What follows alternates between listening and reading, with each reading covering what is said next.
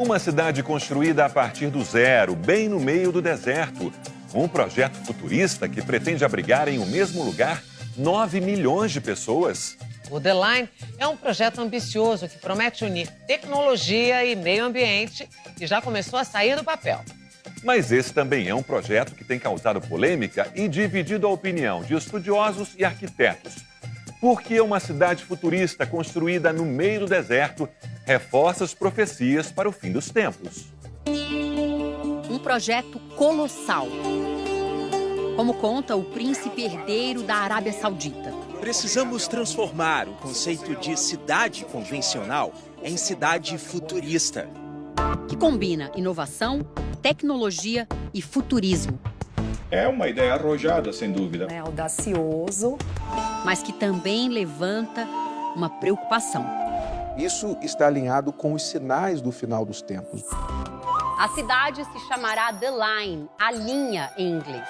É um projeto ousado que pretende abrigar 9 milhões de pessoas em um espaço de 34 quilômetros quadrados. Lá não haverá estradas nem carros. Mas como, então, tanta gente vai conseguir ir de um lado ao outro? Serão trens de alta velocidade que se deslocarão pelos 170 quilômetros em apenas 20 minutos, de ponta a ponta. E olha, sem emitir nenhum poluente. O custo estimado da obra é superior a 5 trilhões de reais. Do ponto de vista ambiental, é uma cidade perfeita, sem a emissão do CO2 pelos carros, pelos ônibus, caminhões. O transporte vai ser perfeito. Uma cidade autossustentável, então é uma promessa que chama muito atenção com relação à autossustentabilidade.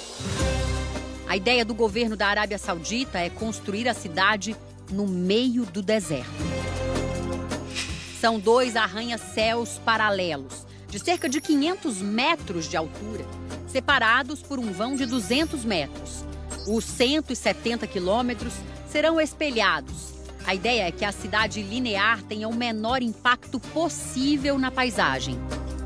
A energia virá do sol ou dos ventos, a chamada energia limpa. Mas como levar água para o deserto? A promessa é dessalinizar a água do Mar Vermelho. E lá dentro a vida parece perfeita. Tudo está a uma distância de 5 minutos a pé.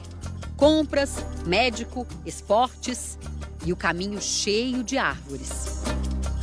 Uma verdadeira megalópole que está dentro de um pacote de inovações que eles chamam de Projeto Neon. É um dos nossos projetos mais importantes. Será um lugar para todas as pessoas de todo o mundo deixarem sua marca de maneira criativa e inovadora. Mas o projeto, que parece perfeito, traz questionamentos importantes. Muito grande, uma barreira muito grande.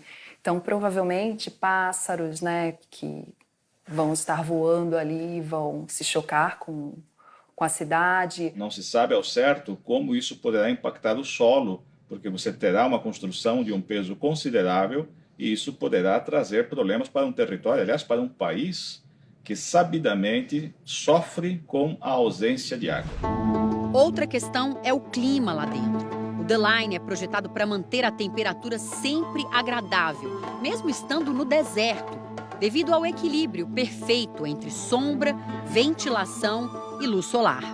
Ao meu ver, é algo difícil, porque no deserto, as temperaturas variam muito, de 0 a 50 graus durante o dia, frio e calor intenso. Então, para eles manterem essa temperatura agradável o ano inteiro, sempre, não vai ser algo fácil. Não é um projeto fantasioso. Já saiu do papel. Estas são imagens da obra que está em andamento no deserto da Arábia Saudita. O plano é terminar tudo em 2030, quando os primeiros moradores já poderão se mudar. Além de tudo isso, a ideia pode significar muito mais do que apenas uma evolução.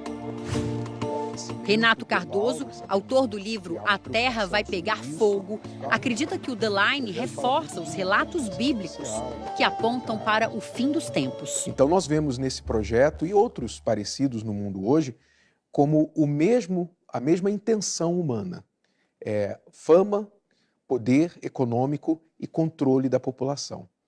Então, ignorando o ambiente, ignorando a criação natural de Deus, fazendo uso da ciência para tirar vantagem, para tirar facilidades, criar facilidades e criar riquezas, que, por certa forma, é bom, mas, ao mesmo tempo, ignorando a natureza, o autor de onde tudo isso vem.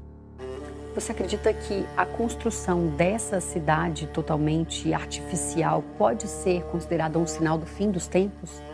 A Bíblia mostra que o multiplicar da sabedoria, do conhecimento, da ciência, é um dos sinais do final dos tempos. A humanidade experimenta uma grande imersão em tecnologias que estão cada vez mais complexas e que influenciam a vida da sociedade. O homem tenta sempre emular, copiar Deus, que é seu criador. Eu vejo nesse projeto um sinal de que o ser humano está cada vez mais querendo se tornar autossuficiente, querendo mostrar que ele não precisa de Deus e que encontra ou pensa encontrar na riqueza e na ciência a resposta para tudo que ele precisa. Os acontecimentos que sinalizam o fim dos tempos antecederiam o Apocalipse. É um fato curioso que a ciência e a Bíblia convergem neste ponto.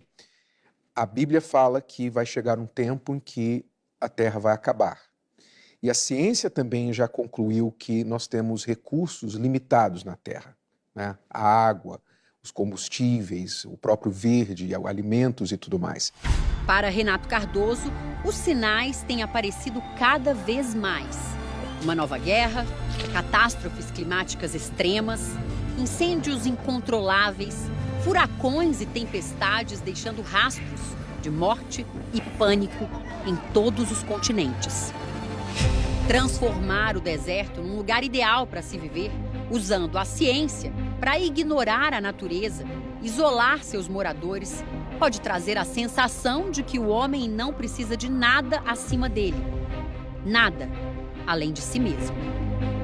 Vimos que, ao longo da história, o ser humano é capaz de fazer coisas grandiosas, mas é também capaz de, infelizmente, produzir muito malefício. Eles prometem uma cidade inteligente, totalmente controlada. Ao meu ver, podem ocorrer problemas ali. É muito importante entender o Apocalipse porque é a conclusão da história da humanidade. Que isso está acima de religião, porque nós não estamos falando somente do fim do mundo, mas do início da eternidade, da nossa alma. O corpo morre, a terra passa, mas a alma vive para sempre. E é isso que o Apocalipse trata de mais importante. Não é o fim do mundo, é o início da eternidade.